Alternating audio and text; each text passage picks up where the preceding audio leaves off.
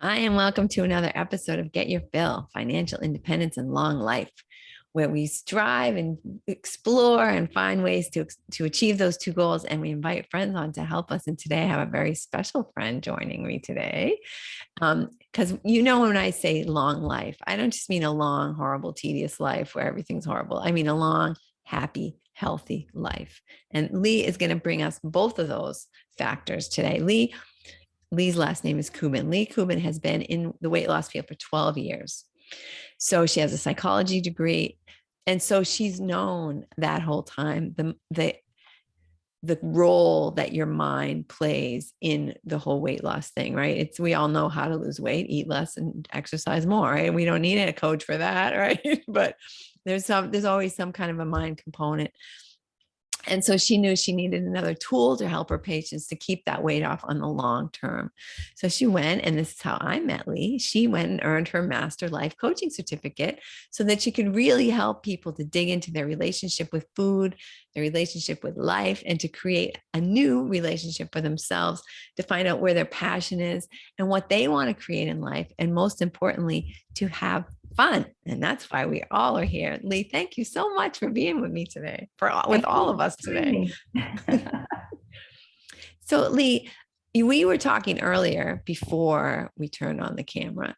Mm-hmm. And you were saying that you have found a correlation between people whose sex lives are not 100% like where they would like them to be and their feeling about weight, about in their weight situation. Can you just elaborate a little bit on that for us? Well, there's all different levels of it. And it can be, I work with a lot of couples, and sometimes they're not even that much overweight. They might have, 20, 30, 40 pounds that they need to get off. But in the busyness of life, raising kids, working, they get into this routine. And I missed that. We just had a little crackle. Can you just say that again? Yeah, I work with couples, quite a few couples, and they don't necessarily need to lose a large amount of weight. It could be 20, 30, 40 pounds, but just being busy with kids, with jobs, they sort of neglect themselves. And what they end up turning to for bonding time is food. And so they get into this habit of we eat together and savor the food rather than pleasure in the bedroom. And it's interesting how that sort of takes over, and then that can be more important. And as they begin to lose the weight and change that relationship with the food, they're doing more active things together. They're finding hobbies and habits that are fun and that are going to help them maintain that weight, but they're also getting their sex life back. And it's fun to watch the little spark in their eyes when I talk to them, and when they're talking, even if I'm not meeting with them together, when they're talking about their spouse, you can tell that little switch has been flipped. And then the more extreme side of that are people that are significantly overweight. That I have one guy, and his wife was battling cancer, and so there was no intimacy there. But when he would describe food to me, it was as though it was an intimate part of his life. But I've also seen people, I've had a patient that he had 150 pounds to lose. And his wife, she came in at the end and she said, I need to lose 20 pounds. And she ended up losing about 40. But he lost all of his weight, started working out. And it changed their marriage.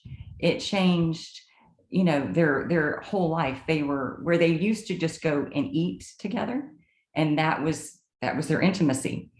That all changed, and they would go rock climbing, they would go on hikes, they would go zip line. They were just like adrenaline junkies. And they got their sex life back too. And it's really fun to see once people start realizing what food represents to them and what they're missing out on. They come home from work and they make this big meal, and then they sit on the sofa in a carb coma for the rest of the night. They don't feel good. They don't feel like doing stuff in the yard or doing stuff together or having sex for that matter. It's just, getting ready for bed, waking up to do it all over again. Yeah. So it's fun to see people wake up and realize that food is fuel, but there's all these other things out there for them to do that are going to fuel that passion and even sometimes take them in a new career direction. They wake up and they realize they can create whatever they want. Yeah. And it's not necessarily in the kitchen. There are other rooms to the house. There are other So let's backtrack a little bit, Leigh. How did you get interested in working with folks for weight loss? And it was life accidentally just kind of nudged me that way. Paul had come home from work one day and his company was getting ready to be sold. And he said, I don't know if we're gonna have health insurance when we get bought. And that was a concern. We had younger kids at the time. We were healthy. So it wasn't like there was a health issue that was making us concerned, but it was just the what if. And I had been working for myself, but I didn't have health insurance. We had it through his work. And I said, you know what? I'm going to start looking for something just so that we can get health insurance. We'll take that off of our worry list. And I started looking and I'm like, what am I going to do? Like, I've got this psychology degree. I've got to work with people. It's got to be meaningful. I want to change lives, or at least work with people to help them do that. yeah. And a friend of mine had a clinic in Cedar Park, and she was like, you need to come work for me. And I wasn't sure, being a friend, how all that was going to work. But when I really started digging into what I would be doing there, it made complete sense, because to be walking with people and, transforming the outside is great, but transforming the inside is amazing. And so I just felt like this is the path. And I had no idea where it was going to lead, but I went to work for her. And within, I don't know if it was 6 months, I was running the clinic. And she had left, and she left the state with the company, but to open up clinics other places. And I got that clinic, and it was life changing, because when I walked in that door, I was 40 pounds overweight. And I knew that I had some pounds on me, but I'm like, I'm 38 years old. This is just my 30-year-old body. This is what my family looks like. And I didn't really think anything of it. And during training, there were machines. It was called an InBody machine. And we would get on there, and then we would learn how to read it.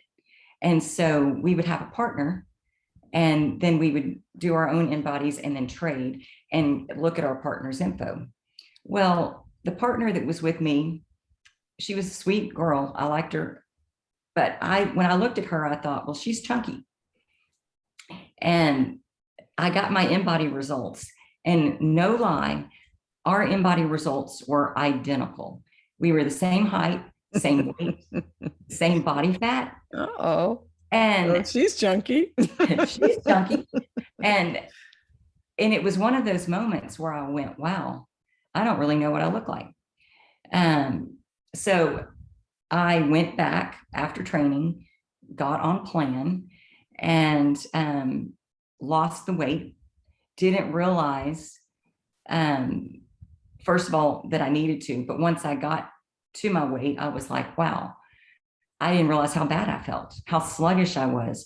There were so many things that I learned about myself that I didn't know. And so I also experienced struggles with it, because there's parties and there's happy hours and family events. And it made me realize how much is wrapped up in food. Yeah. It also made me realize the trap that Paul and I had fallen into, with kids and busy with them and sports and theater. And we weren't taking care of ourselves, not just our physical bodies, but even our relationship. Like, we had replaced things with food. We weren't doing things that we needed to be doing, exercising together, activities, going kayaking, biking. We were raising kids and eating. And so it made me realize the importance of us getting back on track and focusing on the two of us, because the kids wouldn't be here forever. And now they're gone. And now we've got a couple of grandkids. So, it getting into it really helped me change my life, working with other people and then reflecting back on advice I was giving and how I was using that in my life or how I needed to. Cool. So you're not only, this is not just an academic exercise for you helping people, that you have been through this whole experience yourself. And I learn things every day, from my patients, in watching them and listening to them. It's always a reflection of how can you take this information and use it to make you better. So it's like when people share with me, it's amazing because it's not just helping them see themselves and make changes in their life, but I'm getting the benefit of it too. cool. Well, and you get the benefit of that, like you say, that great feeling, that great, like, oh my God, look what's happening to these people. They're not Yeah. just slimmer, they're happier, they're healthier, whatever. Mhm. Yeah, I've got a couple that I'm currently working with, and they've been amazing. They've each lost about 50 pounds, but I see the spark back between the two of them. And they talk about date nights and, where they used to be in their rut. And now they're like, oh no, we're making time for us. And he's gone in a different direction with his career, left his company with a brand new company, feels amazing. And he's like, Leigh, I couldn't have done this 50 pounds ago. I would not have had the confidence to walk in there and ask for this job and know that I deserved it. And, his wife is off doing all this volunteer stuff that she wasn't doing before. And it's just fun to see people get excited about life. It looks different for all of us. We all have those different things that we're passionate about, but to see them say, I want to do this and then go do it. Yeah. Yeah. It's pretty cool. And that's great. What fun. What a fun job you have. Yes. So do you see some sort of recurring themes as to like why people sort of get to a place where they have to sort of lose weight and, make these changes to their lifestyle? Yep. It's all up here.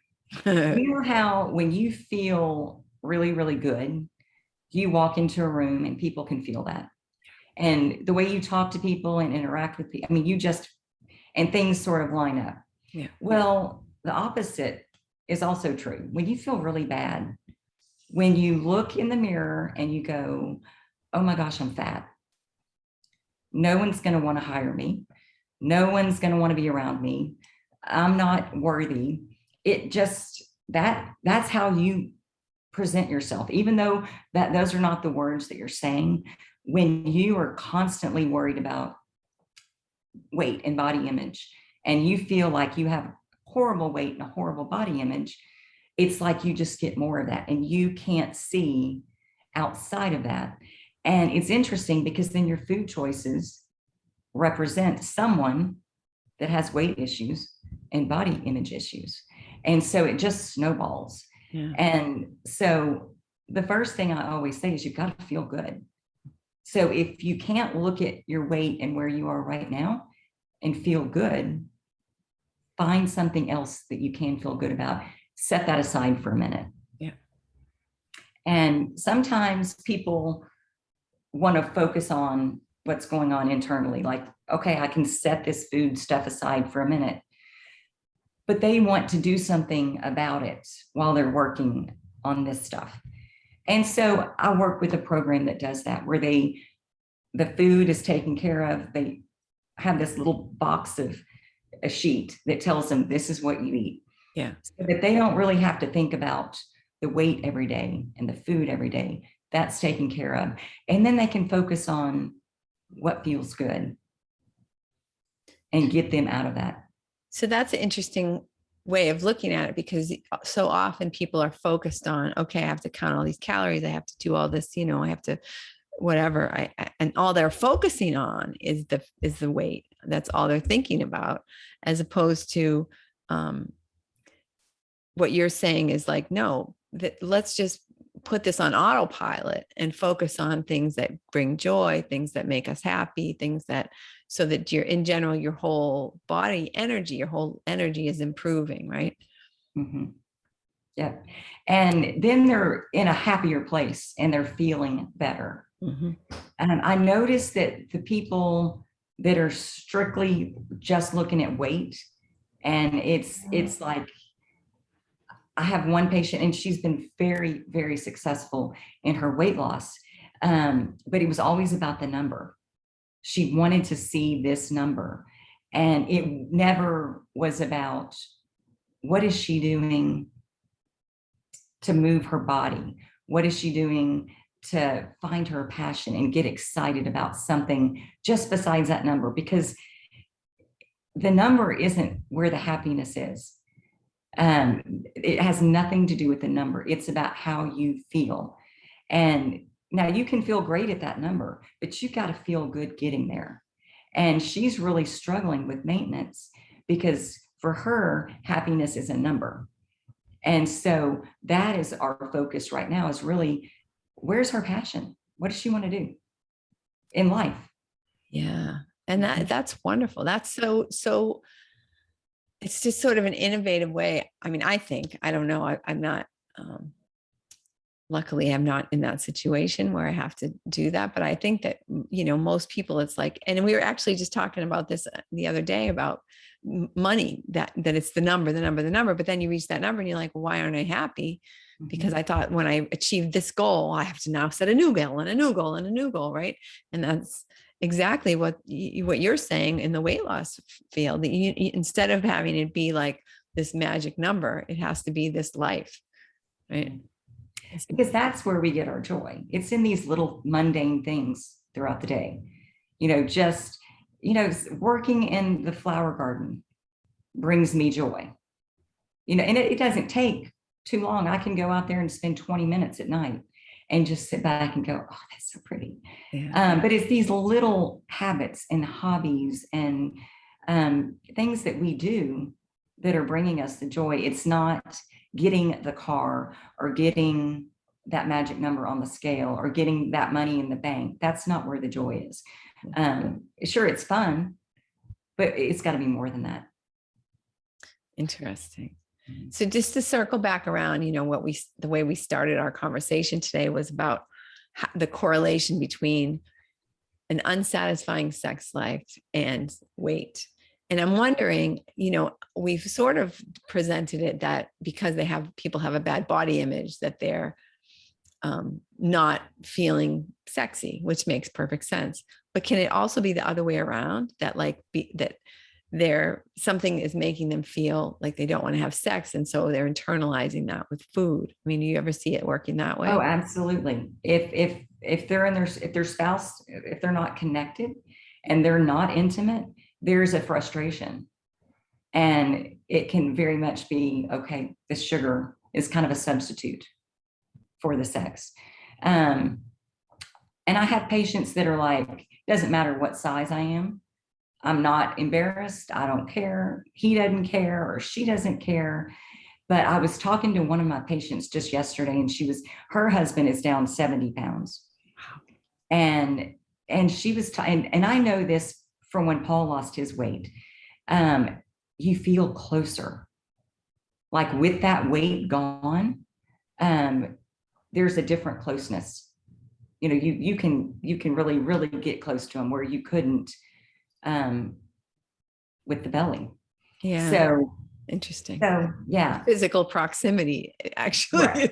Yeah. Yes. And it just changes. And I don't think I mentioned that, but Paul is down 90 pounds as well. Wow. So yeah. Oh my goodness. Wow. Mm-hmm. And your whole life is different, right? Your whole life together is different. So different. And it wasn't bad before. It's just, we connected on a different level. I think not just in the bedroom, but the things that we do together. And it's like, okay, what adventure are we going on now? For Christmas, we got a book. It's called The Adventure Challenge. And it's this little book that has these adventures, and it will tell you how long it's going to take, what time of day, if kids can be there. Just all it gives you, if it's at home, if it's out, how much it's going to cost. And you plan it. And then right before you go, you scratch it off. And we've had so much fun just going out and like, we don't know how this is going to turn out, but.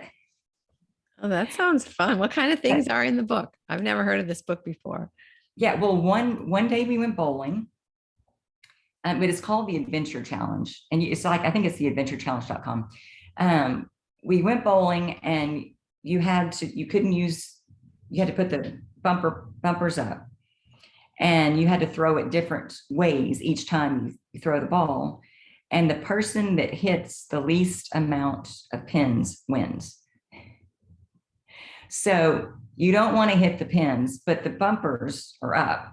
So you're going to hit some of the pins, and then you have to throw it different ways. So that was interesting. And people are just kind of looking at us like, what are you doing? But yeah, but it's great. I can just see how fun that would be and how much you'd be laughing and goofing around. And, yeah, it's a whole nother take on bowling. Yeah, that was one of the double date ones. We were camping out in Green. You don't know where that is, but it's so we should say that you're in Texas. We should. We're in Austin, Texas. So right outside of Austin is a little place called Green, and it's just a sweet little town. And we took the camper out there with some friends of ours, and so yeah, we went bowling. And it was not on the birthday agenda, but I was like, it's an adventure. That's right. It's our adventure challenge for the day. Yep. Oh, that sounds great. So Leigh, first of all, is there anything you want to share about either your past, like the kind of things we've already been talking about, your past, or what you do currently, how you work with people, like when they first come to you? Do you want to kind of talk us through how that would go when you first start working with a new person? Yeah, the first thing I always do is get them to fill out the life wheel. So what's the life wheel? So the life wheel, you rate every area of your life. So a 1 is, I'm not very satisfied with this area. And then a 10 would be, I'm completely satisfied, could not be more satisfied. Spoiler alert, there are no 10s right now. Like we always have things that we can improve on. Oh yeah, of course. But it gives a picture, because generally people come to me because there's a weight issue. Yeah. And I have some people that are trying to make a career change that just feel stuck in general. But normally people come to me, okay, I've got to get this weight off. And so that's the first thing I look at, is the life wheel, just to see where they're satisfied and where they're not. Yeah. So on one side of that is to give them a specific look at how satisfied you are in this area. So pointing out the positive aspects of the life that they already have. So I'll give you an example. I've got an executive, high, and makes a lot of money, high up in her company, well respected. She has 150 pounds to lose. But when she walked in my office, like put together, her dress, her hair, her makeup, she looked like $1 million. Yeah. And looked as confident as anyone I've seen. And so part of me is going, okay, what's going on? Like, yeah. Because this doesn't fit. And she said, my weight is the only thing. My weight and the way that I eat are the things that are out of control. And so the first thing I did with her is tell me what you're proud of yourself for. Tell me what you do really, really well. And she could list, she could talk about that. And I told her, I'm like, the feeling that you have with your competence in your job, in your marriage, as a mother, you can have that same confidence in your weight. And it's just that energy that when you talk about that feeling is the feeling you want when you talk about where you are in your weight. If you can't feel that way right now. Let's talk about what you're happy about, what you're doing well about, and even amplifying some of those things and making some of those things even better than they are. And she's fun because she gets it. Yeah. She gets, okay, my energy's set here. I just need this same thing over here. Yeah.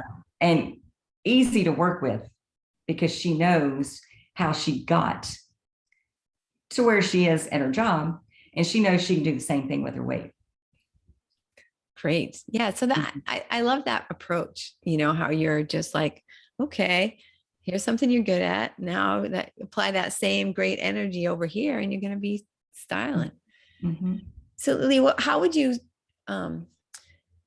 what would you, how do you suggest people begin if they know that they're not feeling confident about their bodies? Like, how would you have them sort of, you know, if they weren't working with you, if they would just like think, what could you say to our listeners who aren't able to work with you or aren't ready to have a coach at the moment? Like what kind of, could you give them like maybe 3 action items that they could take for themselves? Yeah, for sure. I mean, look at what you're eating. Journaling is huge. Cut out the sugars, cut out the carbs, like, you know, protein, veggies, track it and see what your percentages are. That's easy. Everyone knows that, you know, watch what you're eating. Yeah. Move your body, any kind of exercise. And something that we do for the patients in our office is we go work out with them at different places around town. Cool. So so that they aren't there alone, they're there with familiar faces, and it's a great group outing. But so that they can try cycling, or they can try Orange Theory. They can try, we went boxing one day. That was a trip. It was a lot of fun. But just to see what sparks you, because there are certain things that you'll try and you'll go, nope, I don't like it. Well, don't go back. Yeah. Find something that you like. Go on a walk.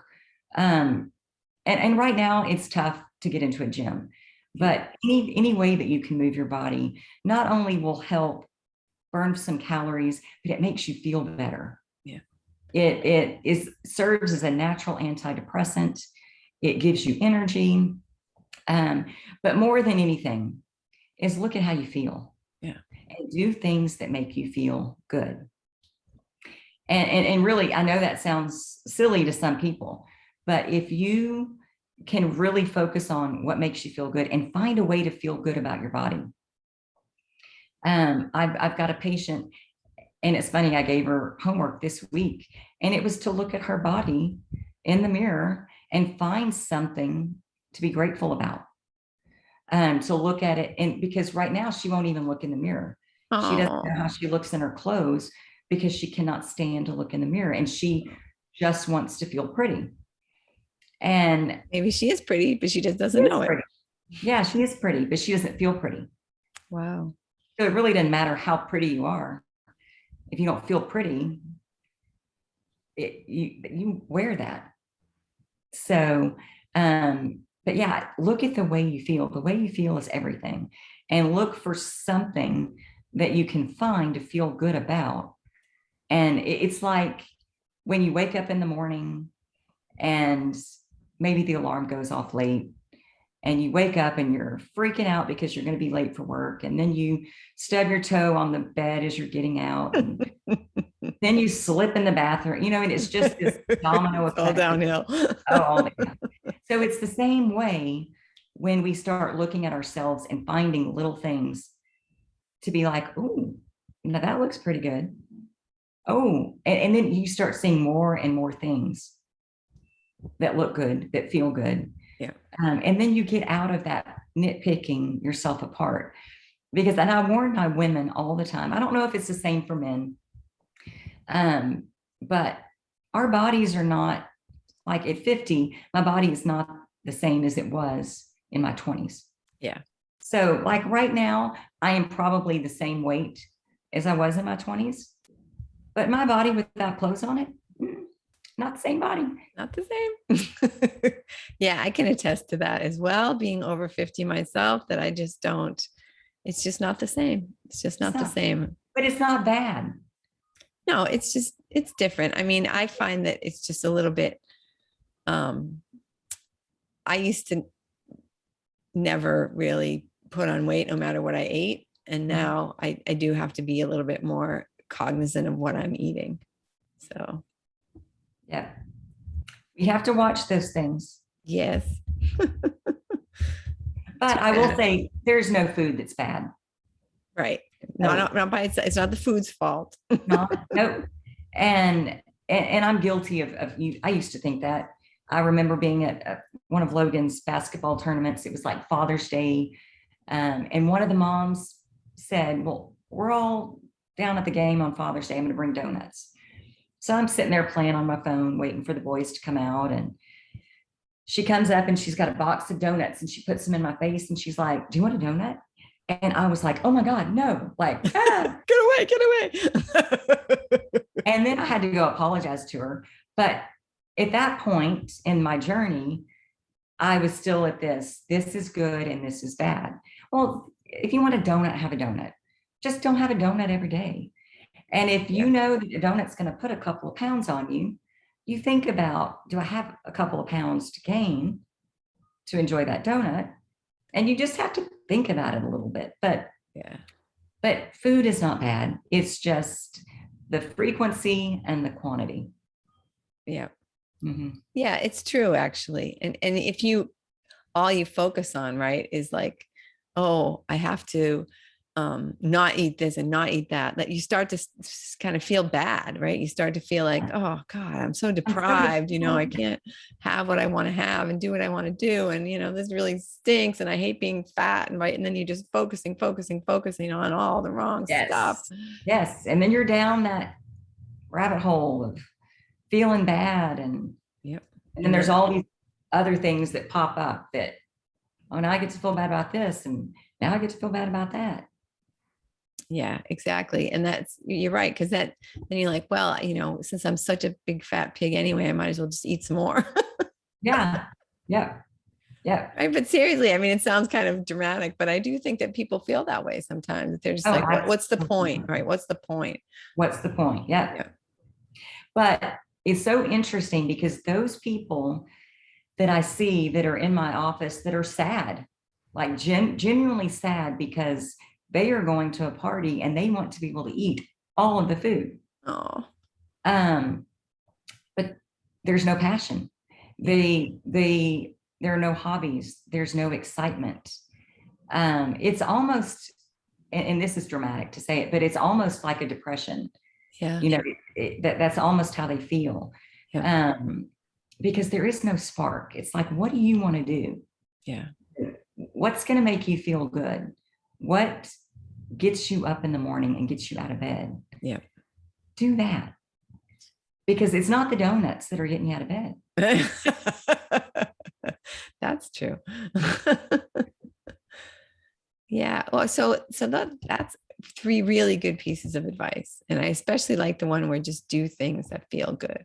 Mm-hmm. Just do things, just reach for the higher feeling thought. If you've got 2 choices of how to feel about something, mm-hmm. go for the one that feels the best, right? Mm-hmm. And I will ask myself that so much. When do I need to do this or this? And it's like, what's going to feel better? Yeah. And it's not, and that's not even saying like the feel better is going to be going on a run versus going to work. It's not that kind. I know me going to work and taking care of my patients and fulfilling my obligations is going to feel good and actually better than going on a run in the morning, because then going on a run would just lead to guilt because I'm not taking care of what needs to be taken care of. Yeah. So yeah. Well, and there is that good feeling that you get with exercising, even like you say, just moving your body, just getting out. Like if I don't start my day and get up and get out and go for a walk, then the whole day just sort of like, I just feel more like stressed, right? Things just are more serious than they need to be because I'm just not in the right mindset, because it's also kind of a meditative time. Yes. It's a great connection. And I'm not talking about go to work instead of working out. Do both. Yeah. But I'm saying, like, when looking at, like, oh, I don't want to go to work today, I would rather just go for a run. That kind, that momentary thing where it's like, I don't want to go anywhere. You can come out of that by looking at really what needs to be done. Yeah. Mm-hmm. Yeah, that's hold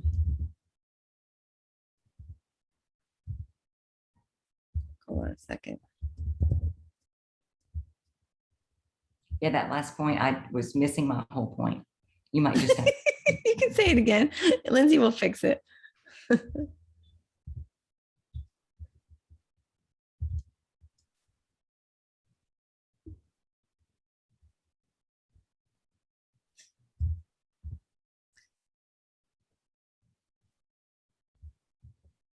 So Leigh, thank you. I think this is some really good usable stuff. Like if you can't do anything else, let's say you can't exercise, you're not interested in keeping a food diary. If all you do is just focus on doing things that make you feel good, mm-hmm. I almost think that the rest of the stuff is going to take care of itself. Mm-hmm. Yeah, it will, because it puts you in a mode of looking for that passion that maybe we've lost and what makes me feel good. And a lot of times people think, oh, what makes you feel good is selfish and you need to do this or that, or but what we can give people, even our employers, okay, let's say you're not in weight loss, like you have an office job. If you go into that office job feeling good every day, you're going to be more productive. Your coworkers are going to love you. You're going to have ideas that your bosses might benefit off greatly. Feel good. Yeah, it just becomes like a domino. Yeah. Things just like everything just goes great. Like, Yeah. oh, what's she doing that no one else is doing? She always feels so good. She's always so happy. I don't like her. Well, but you get those nudges, like when you're really feeling good, it's like, okay, do this. Yep. And it can seem like something that is unimportant, but you'll pick up that phone and make that phone call. And then the person will lead you to that next little nugget.